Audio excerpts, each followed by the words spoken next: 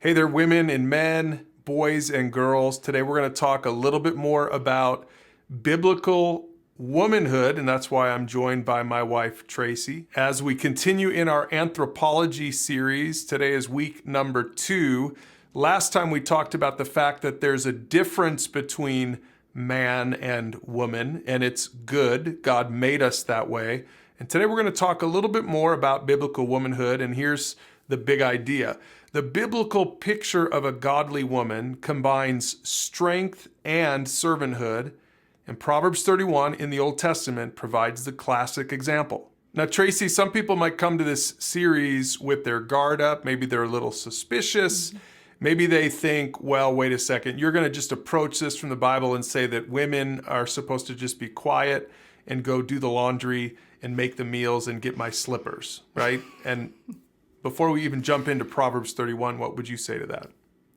Yeah, I think what we're going to discover in this series and what we set up last week is that being a woman is a beautiful, awesome thing, and that anything that maybe you've heard culturally or a misunderstanding maybe of how the Bible would talk about the difference between men and women or the point of women, if you have any question that God didn't create you to be powerful and strong and important and a great partner to a man, then you're mistaken. And I hope that you have ears to hear that.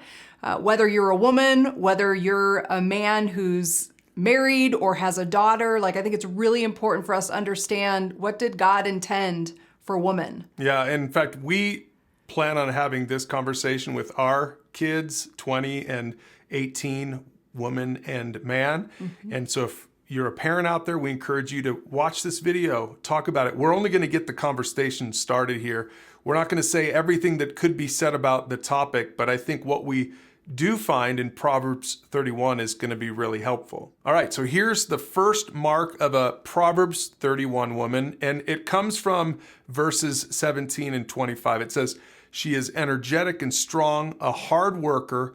She is clothed with strength and dignity, and she laughs without fear of the future."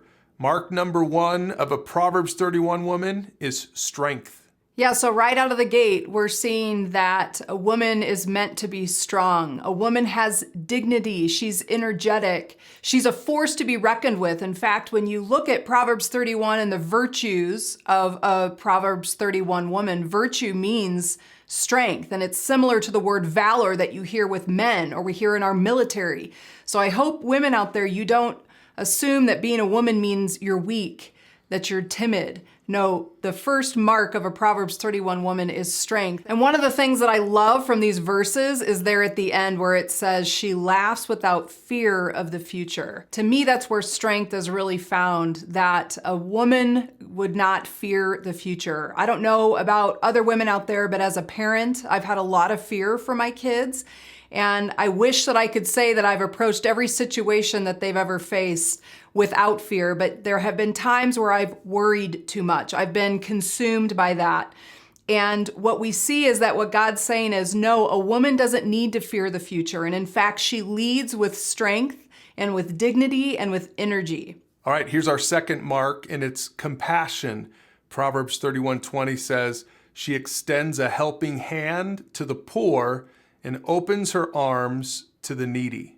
As women, we can get caught up in just feeling like, are we worthy enough? Do we measure up to other people? We can become very internally focused and more concerned about how we present ourselves to the world around us and, dealing with self-esteem kind of issues. And what we see here is that this idea of compassion means we have to be outward focused. We need to be aware of the world around us, that a woman of virtue is a woman of compassion that wants to help others, and she's other focused enough to even realize the needs that are around her. Verse 26 gives us the third mark, which is wisdom. It says, "When she speaks, her words are wise, and she gives instructions with kindness." Yeah, so the idea of wisdom is knowledge plus experience, which then leads to good decisions. And so a woman of wisdom, then she counts the cost of decisions. She's thoughtful in the things that she does. And then when we make decisions, when we exercise wisdom, we do it kindly. And I think, at least for me as a woman, sometimes I can be quick to be critical or to be biting with my words. But as I lead my kids, as I'm setting a tone in my home, as I'm interacting with other women in my life, to remember that wisdom isn't just having great things to say that people look up to you, but that we do it gently and kindly. We're calling the fourth mark attentiveness. And verse 27 says,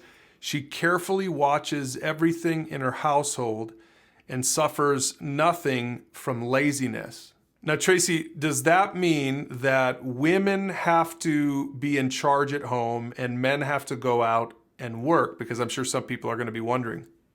Yeah, I don't think that that's what we need to draw that as a major conclusion to the passage. I think the point, again, is we're looking at, biblical womanhood, that what God created for women is to be attentive, to not be lazy, to be aware of what's happening in her surroundings, whether she's at home, whether she's at work, whether she's out on the weekends and a social event. That idea is that we're watchful, that we're aware, that we're paying attention, again, being outwardly focused, and that we're not lazy and idle, because I'm sure many women can relate to that, men too, that when we're idle, when we're lazy, when we're laying around just watching Netflix, the fruit of that doesn't produce great things for us. So being busy and watchful, attentive and assertive, those are things that are defined as, biblical womanhood. And our fifth and final mark of a Proverbs 31 woman is servanthood. Verse 11 and 12 says, her husband can trust her,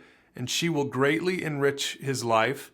She brings him good, not harm, all the days of her life. Yeah, it might be at this point that you're wondering, okay, when is she or he going to talk about that S word, that word that a lot of people are afraid of, this idea of submission.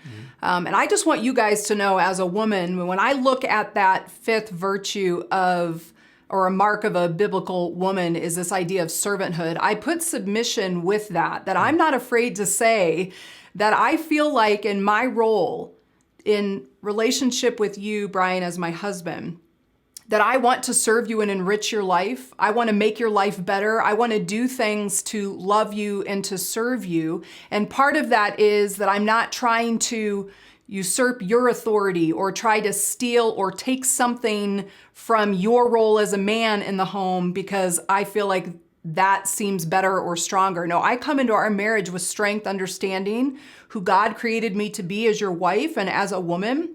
And I'm not afraid to say that I can submit to your leadership in different things. That doesn't mean that you tell me what to do and I'm getting your slippers like you started in the beginning. But I'm not afraid to say that in my God-given role as a servant, as a woman, that comes from a place of strength. If Jesus is a servant, then are we looking at him saying that was weak? No, that was his model for us. So as a woman, as a wife, as a mother, I'm marked by the heart of servanthood, which includes that idea of that I want to submit my heart, my desires to you, Brian, just like you submit and give your heart to me. Yeah, and some women watching this, some young women watching this, my guess is younger women are going to have a harder time with this last mark compared to probably older women, generally speaking, because I think so many young women today have sort of a bad taste in their mouth when it comes to the idea that a woman should be a servant to a man. And by the way, I want to just say to the women watching this and to the men watching this, in the next lesson, we're going to really give it to the men and we're going to talk about biblical manhood. And you really have to do both of these together.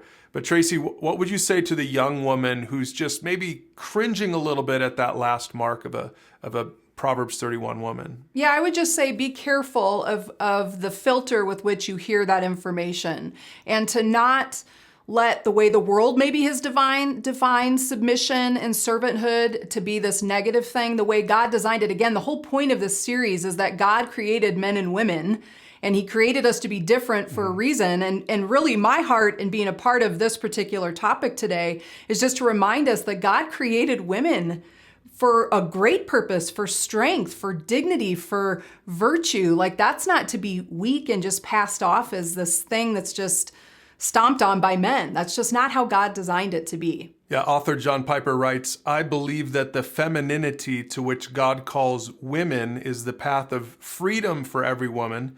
It will not look the same in every woman, but it will lay responsibilities on all women in the same way that mature masculinity lays responsibilities on all men.